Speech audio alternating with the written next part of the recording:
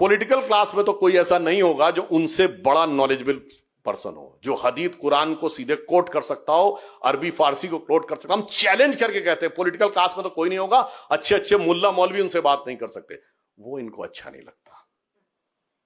इसलिए एक बहुत बड़ी प्रॉब्लम ये हिंदू मुसलमान की उतनी नहीं है, ये प्रॉब्लम है मुस्लिम्स में दो थॉट प्रोसेस की। एक थॉट प्रोसेस है बाबर, तुगलक, औरंगजेब, जिन्ना, टीपू सुल्तान, याकूब मेनन, इशरत जहां, जाकिर नायक, अफजल गुरु, हाफिज साहब, ओसामा जी। दूसरा है सैयद इब्राहिम रस खान, अब्दुल रहीम खान खाना, आलम शेख, अशफाक उल्लाह खां, वीर अब्दुल हमीद, ब्रिगेडियर मोहम्मद उस्मान और एपीजे अबुल कलाम। भाई आप नहीं चुनना चाह रहे हो, यह आपकी गलती है कि आप ट्रैक 2 पे नहीं ट्रैक 1 पे चलना चाह रहे हो। और कौन चला रहा है? यही सेकुलर चला रहे हैं। और इन्होंने चलाकर कहां पहुंचाया? पूरे इस्लामिक वर्ल्ड को।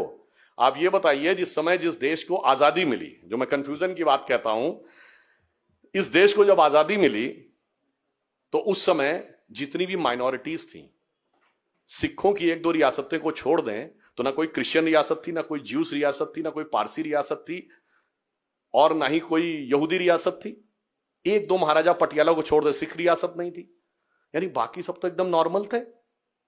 फिर भी आज सबसे लिटरेट कम्युनिटी है पर्शियन जोरोस्ट्रियंस 0.001% की, सबसे हाईएस्ट प्रॉस्परस कम्युनिटी है जैन 1% की माइनॉरिटी, सबसे इंटरप्रेन्योरशिप कम्युनिटी है सिख 1.8% की माइनॉरिटी, और जिनकी रियासतें उत्तर से दक्षिण तक थीं, पटौदी के नवाब, रामपुर के नवाब, जूनागढ़ के नवाब, लखनऊ के नवाब, भोपाल के नवाब, हैदराबाद के निजाम, वो कहते हैं हम तो साहब बिल्कुल किसी लायक नहीं रह गए, ना पढ़ाई में, ना लिखाई में, ना कुछ करने में, मगर बनवाया हमने था सब कुछ।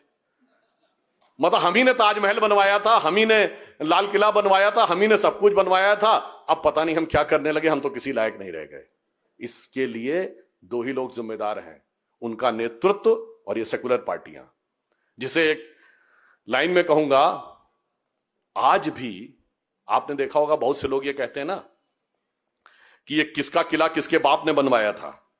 तो मैं साफ कहना चाहता हूं, हमारी सरकार ये मानती है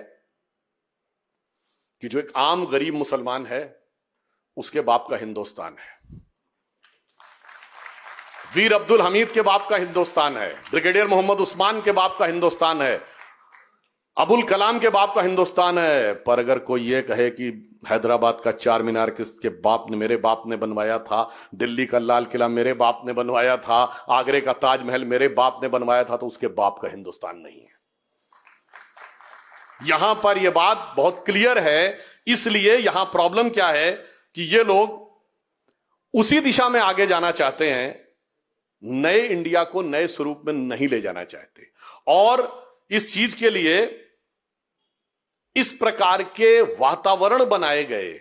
आप ये सोचिए, एक एंगल और समझिए, जिन गवर्नमेंट्स को या जिन हुकूमतों के फरमान को ये लोग लेजिटिमेट मानते हैं, ये हुकूमतें वो थीं जिनमें जिम्मी का कॉन्सेप्ट था। जिम्मी समझते हैं ना, non Muslim subject in a Muslim rule. जजिया का कॉन्सेप्ट था, गाजी का कॉन्सेप्ट था।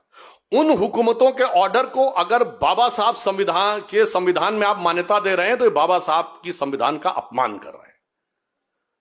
और मैं फिर कहना चाहता हूं, कट्टरपंथी मुस्लिम वोटों के चक्कर में ये हमारे ऊपर आरोप लगाते हैं कि ये मनुस्मृति की बात थी। नहीं साहब, आपने इस कॉन्स्टिट्यूशन को शरिया स्क्रिप्ट बनाने का काम किया। अदरवाइज मैं चैलेंज करके पूछता हूं, you name a single secular country in the world जिसमें ट्रिपल तलाक, हलाला, मेहरम, हज सब्सिडी, वक्फ board, and if there is a conflict between sharia and Supreme Court, I am talking about Shahbano case, in that case the parliament of India has trounced the judgement of Supreme Court and put sharia over and above the constitution. एक secular country बता दीजिए, हम अपनी बात वापस लेने को तैयार हैं। इसलिए यह लड़ाई ईमानदारी से संविधान का पालन करने वालों के बीच में और संविधान को अपनी जेब में रखने वालों के बीच में। और मैं एक और भी बात यहां पे कहना चाहता हूं, बहुत सी ऐसी चीजें हैं जो बड़ा दुष्प्रचार किया जाता है। जैसे मैंने एक बार पार्लियामेंट में बोला था जब इस देश को आजादी मिली तो आज कांग्रेस का मुस्लिम लीग से गठबंधन है, वो कहते साहब ये वो मुस्लिम लीग नहीं है जो मुस्लिम लीग जिन्ना की थी, ये सरासर झूठ है। ये मुस्लिम लीग वही मुस्लिम लीग है जो जिन्ना की थी, और उसका मैं प्रमाण देता हूं। मार्च 1948 को ऑल इंडिया इंडियन यूनियन मुस्लिम लीग बनी, उसका सदस्य कौन था?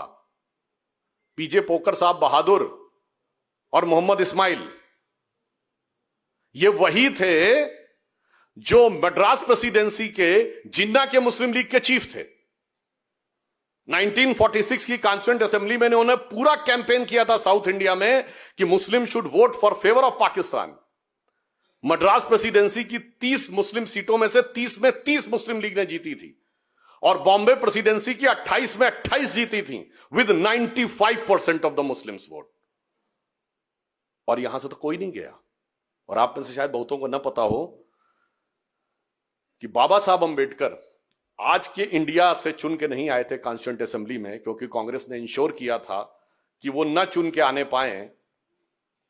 वो आज चुन के आए थे जो आज हिस्सा बांग्लादेश में चला गया। मगर मोहम्मद अली जिन्ना 1946 की कॉन्स्टिट्यूएंट असेंबली में कहां से चुन के गए थे?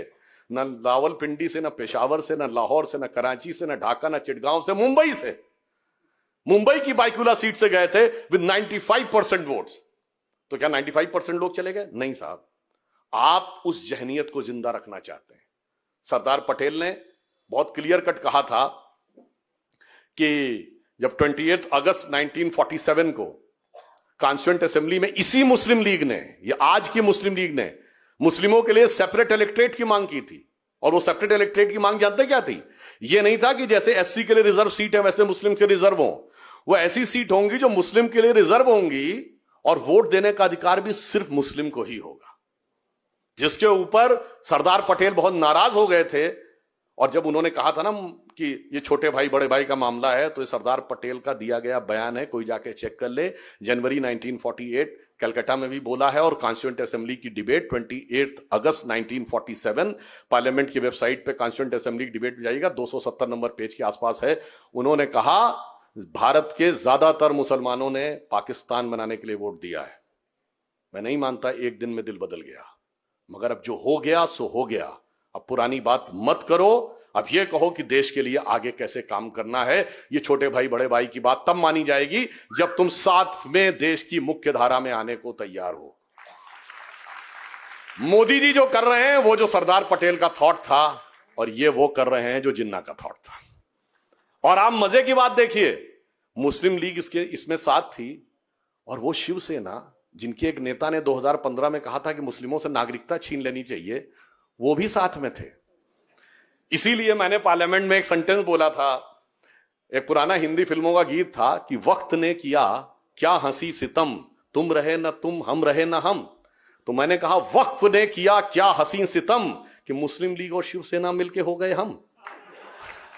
इससे आप समझ सकते हैं कि कितने अनप्रिंसिपल्ड अलायंसेस इन्होंने किए, और उसके द्वारा देश को कितना नुकसान पहुंचाने का कार्य किया। यहां पे मैं लास्ट में एक बात और भी कहना चाहता हूं, देश का तो नुकसान हुआ ही है। आज मोदी जी ने यह हिम्मत दिखाई है, उन्होंने उस दर्द को समझा है जो संविधान का दर्द था और गरीब मुसलमान का भी दर्द था। उन्होंने हिम्मत की और इसको बदला। तो मैं प्रधानमंत्री श्री मोदी जी के लिए कहना चाहूंगा, दर्द की रात गई, गम के जमाने भी गए। ये 3165 जो केसेस जिनमें मुस्लिमों की संपत्ति कब्जा, उनके लिए भी कह रहा हूं। और यमुनानगर में गुरुद्वारे पे क्लेम, तमिलनाडु में मंदिर में क्लेम, केरल में चर्च पे क्लेम। कैथोलिक बिशप काउंसिल ने लिख के दिया कि ये इसको पास करिए, कड़े से कड़ा कानून। तो उन सब की तरफ से कहना चाहूंगा, दर्द की रात गई, गम के जमाने भी गए, और मोदी जी की हिम्मत से कई दाग पुराने भी गए।